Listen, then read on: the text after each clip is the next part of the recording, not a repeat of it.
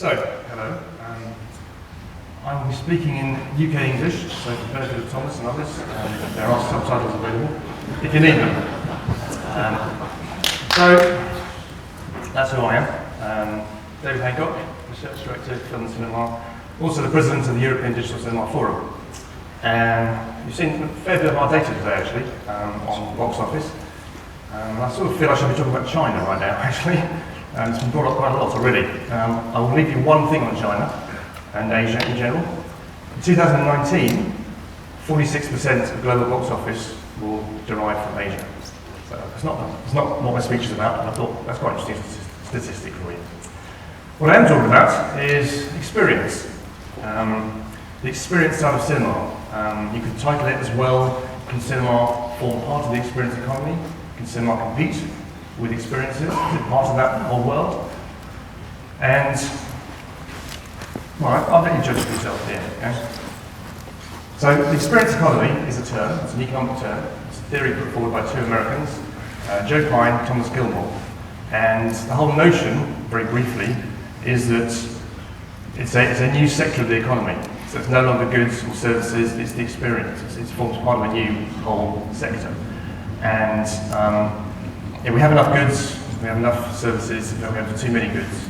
And so once you've basically got all the goods you ever need, what's next? What's next is experiences, things you pay for, things you want because they're unique and you can't get them anywhere else. It's not commoditized, it's something you value, and that value is expressed in money, as always, in the whole world. So, thanks to my wife for these images. She runs a travel company. I won't clear the name because I don't want to be accused of plugging it, but these are experiences, okay?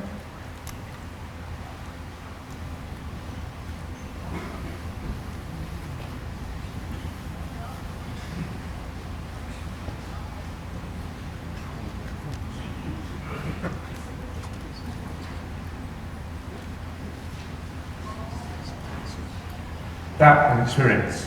So, can cinema compete with that? Are we trying to compete with that? Is that what we're trying to do? Is the whole experience of cinema? It's always been a cinema experience, but is it going to compete with that? Probably not, is the answer. It's a very different world, really. Tourism, food, they have a different way of expressing experience. You can do different things. But in their world, the world of tourism, if, for example, you go to Antarctica for a 3-week trip, you can pay about $23,000. You spend a week on a Russian research ship. You spend a week in Antarctica, and there's nothing to do in Antarctica, by the way. And you spend a week going back to Chile on the Russian research ship, and it's a lot of money, right? It's something you can't do anywhere else.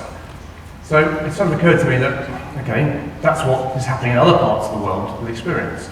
So what's happening in our world? So we've had the cinema experience, and we know what that is. Okay, it's a pretty constant. Well understood thing, what the cinema experience is. It's the best place to see a movie. It's true, it is. Of course it is. But in the past it's been, I think, quite simple. Quite a simple experience, quite a simple concept. You have film. People want to see the film. You have the venue, the cinema. You have technology, which is, frankly, almost non-existent until about 15 years ago. And then you have the social side, which is one of the real reasons behind the success of cinema. It's one of the reasons why people say to me quite often, so when is cinema dying? It's not dying, it's not going away anywhere. It's been around for ages because people like the experience of it, people like to go out and, with their friends and do things. That's why it's not going to go anywhere. But at the same time, it needs to keep moving, it needs to go forward, especially now it's part of the digital economy. And it is part of the digital economy. It competes with other digital options, it competes with increasing number of things we can do with our time and our money. So that was the experience then, okay? Present, well, so what we're doing now is changing. And because of the digital world, we have a whole range of things. Some are technology driven, not all. I'll probably focus on the technology ones because they're the ones we're sort of talking about in some of the sessions this week. It's also what a lot of people do talk about is technology of cinema, because it's quite new. That's what we're doing. So, 5 years ago, the dark blue bar, actually it's not a bar chart for a change. I sort of preempted that, I knew he was going to say something like that. So I've done a pie chart instead. There's no bar chart, I don't think, in this presentation. The dark blue there is 35mm, okay? So we were 35mm even 5 years ago. Vast majority 35mm.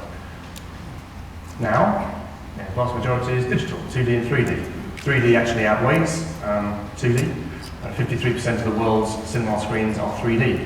So 3D, obviously we've seen, and it's fairly obvious that the interest is maybe customer-wise has waned. But from the exhibitor point of view, the majority of the world's exhibitors still have 3D. So we do need to keep 3D going, frankly. So that's where we are. And if we look globally, we're at a point where 98% of the world's cinema screens are digital. That includes the Indian screens that are e-cinema, so not part of the DCI screen base.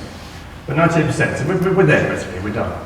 I said quite a few years ago, I don't say much that's wise, but I said a few years ago that when digital cinema happens, we'll no longer talk about digital cinema, we'll talk about cinema again. We can go back to being the cinema industry. It happens to be digital. It happens to fit into a wider digital framework, a wider digital ecosystem, but we're digital. So we've got that. What do we do with it? Well, what we are doing with it is installing what we call premium.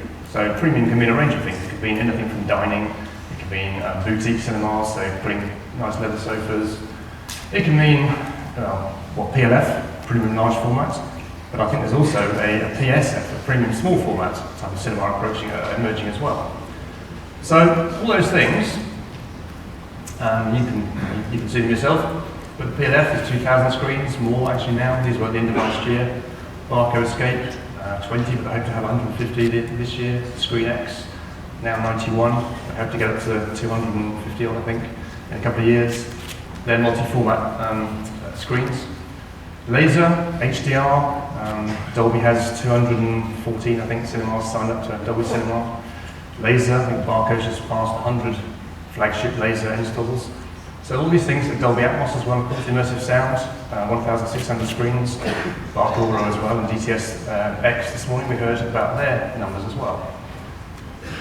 All these things basically are premium. Why are they premium? Because they cost money.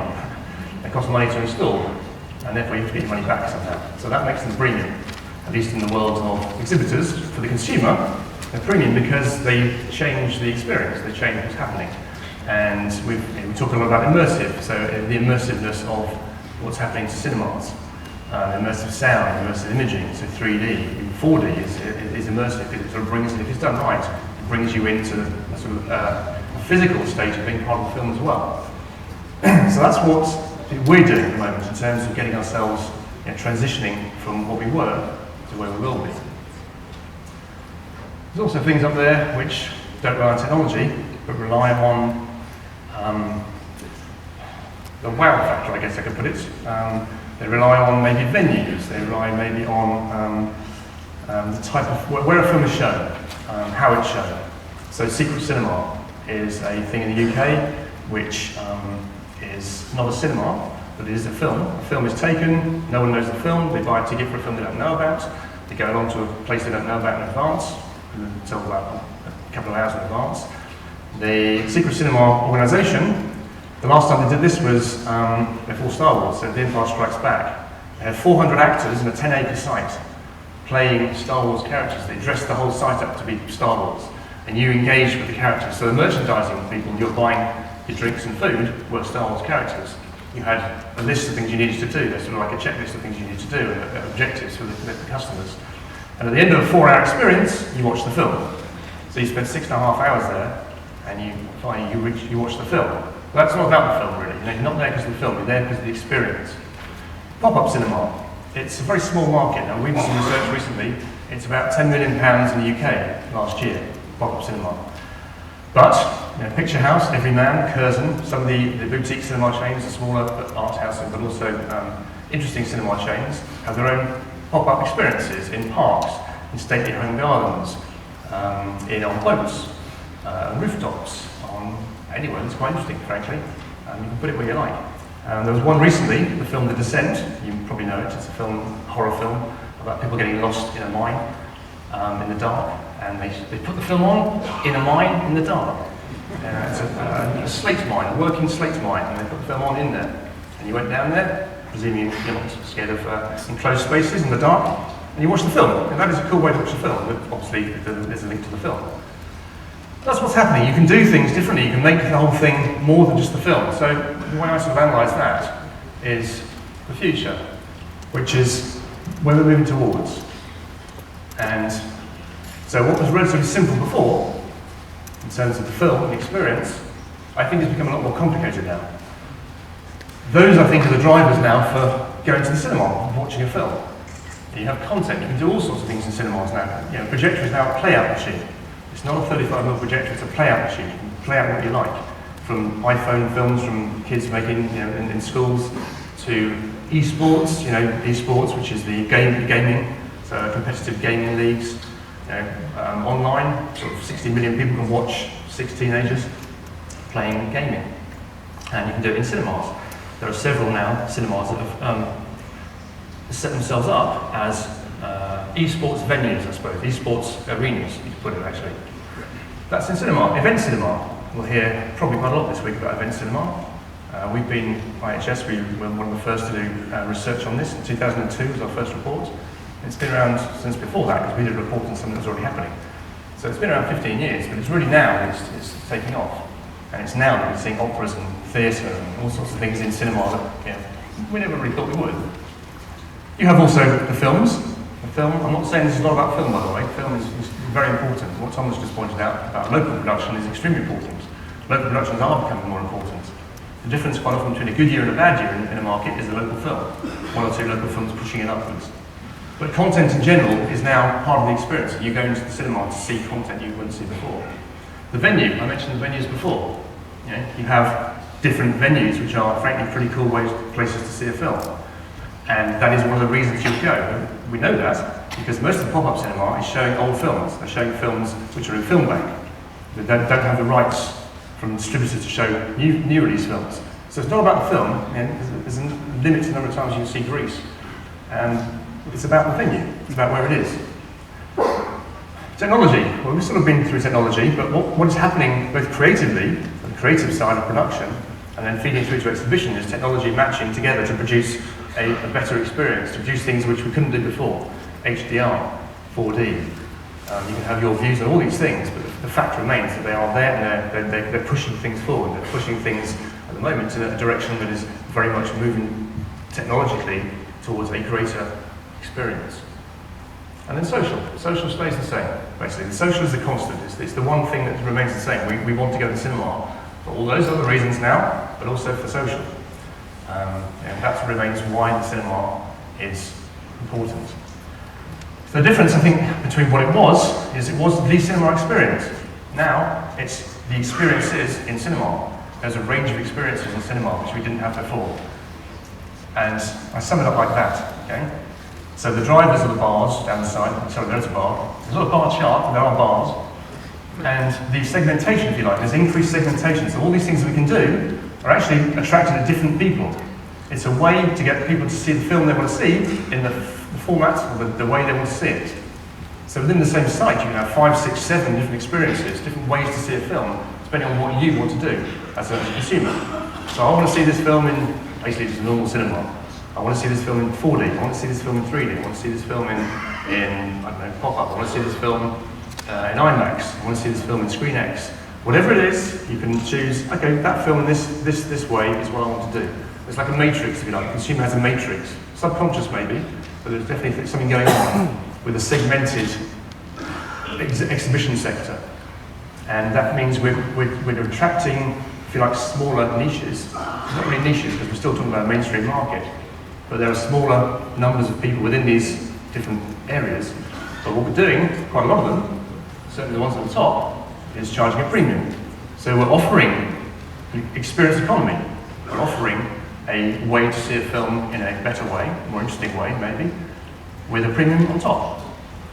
So the answer to the question, can cinema compete in the experience economy? Is it part of the cinema's future to be part of the experience economy?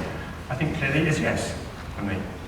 And what we're doing at the moment is putting ourselves on that path to the future of the cinema. And for me, the future of the cinema is all about experience. Thank you very much.